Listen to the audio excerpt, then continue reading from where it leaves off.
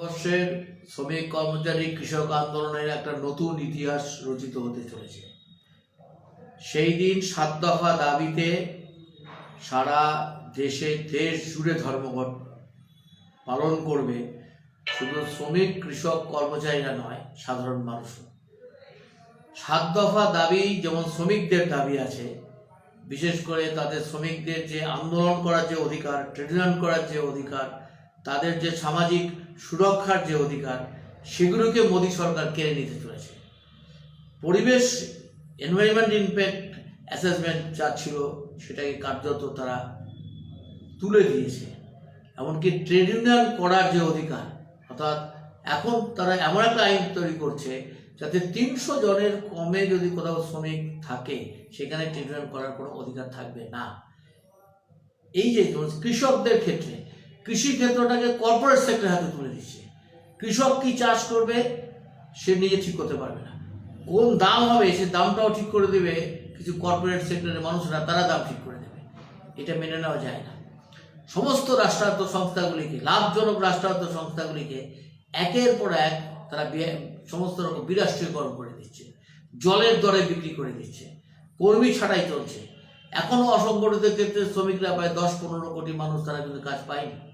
GDP, gross domestic product আমাদের দেশে এটা নেতিবাচক হচ্ছে, ঋণাত্মক মাইনাস হচ্ছে, এবং যে মাইনাসটা আজকে প্রায়, যেটা IMF থেকে শুরু করে অন্যান্য বিভিন্ন জায়গায় বলছে 21 সালে গিয়ে 9.5%, এখন প্রায় 24% হয়ে গেছে। বাংলাদেশের আর্থিক অবস্থা এতটা খারাপ হয়নি, নেপালের, ভুটানের আর্থিক অবস্থা এতটা খারাপ হয়নি যা ভারতবর্ষে রয়েছে। বেকারি বেড়েই যাচ্ছে, শূন্য পদ কোনো পূরণ করা হচ্ছে না। মহিলাদের অবস্থা আরও খারাপ, মহিলা কর্মীদের আরও রুজি হারা, জবলেস হয়ে যাচ্ছে, মাইনে কমে যাচ্ছে, মজুরি কমে যাচ্ছে, দারিদ্র সীমার নিচের মানুষের সংখ্যাটা আরও বেড়ে যাচ্ছে। সারা পৃথিবী জুড়ে প্রায় 15 কোটি মানুষ নতুন করে আজকে দারিদ্র সীমার নিচে চলে যাচ্ছে।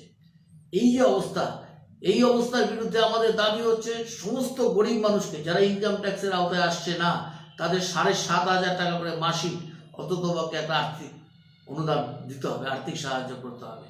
200 দিনের জন্যে এই যে NREG, মহাত্মা গান্ধী NREG, যাকে বলা হয় যে রুরাল এমপ্লয়মেন্ট গ্যারান্টি যে স্কিমের যে যা আছে, সেটাকে 100 দিনের জায়গাতে 200 দিন করতে হবে। মূল্যবৃদ্ধি রোধ করতে হবে। কৃষকদের যাদের যে উপকরণ, তার জন্যে সাবসিডির ব্যবস্থা করতে হবে। বন্ধ কলকারখানাগুলিকে খুলতে হবে, শূন্য পদ পূরণ করতে হবে।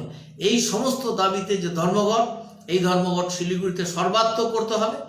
আসুন আমরা এই ধর্মঘটে সবাই মিলে সামিল হই। কোনো রক্তচক্ষুকে আমরা ভয় পাবো না।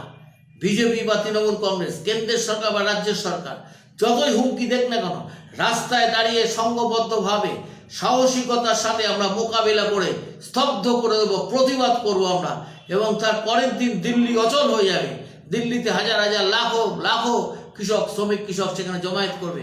আসুন শিলিগুড়িতেও আমরা স্তব্ধ করে দিয়ে এই ধর্মঘটকে আমরা সমর্থন জানাই, এবং গরিব মানুষের যে দাবি, সেই দাবির প্রতি আমরা আমাদের সমর্থন ঘোষণা করি।